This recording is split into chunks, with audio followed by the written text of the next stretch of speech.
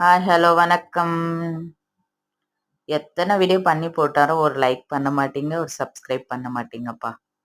பாருங்க, பேன் வச்சு 4 காஞ்ச மிளகா, கொஞ்சமா கடல கொட்டை போட்டு வறுத்துட்டு மிக்ஸி ஜாரில் போட்டு பவுட்ரு பண்ணிக்கலாம்.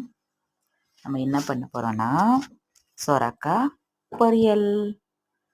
எண்ணெய் ஊற்றி கடுகு போட்டு கருவேப்பிலை போட்டு ஒரு வெங்காயம் கட் பண்ணி போட்டிருக்கேன். 10 பல் பூண்டு போட்டால் நல்லாயிருக்கும். அதனால பூண்டை நல்லா சாப் பண்ணி போட்டிருக்கேன். கொஞ்சமாக மஞ்சத்தூள் பாருங்க, ஒரு சொரக்காய் மீடியம் சைஸ் அதை போட்டு நல்லா வதக்கிட்டு உப்பு தோணுமா.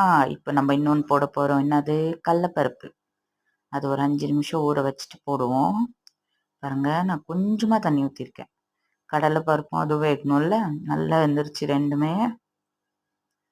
அப்படி நம்ம அரைச்சி வச்ச பவுடரை தூவி அப்படி கொத்தமல்லி கொஞ்சம் தூவி அப்படி மிக்ஸ் பண்ணிட்டு ரைஸ் கூட சாப்பிட்லாம். உண்மையாக சொல்கிறோம், அவ்வளோ டேஸ்டாக இருக்கும். சப்பாத்தி கூட சாப்பிட்லாம். தேங்க்ஸ் ஃபார் வாட்சிங்.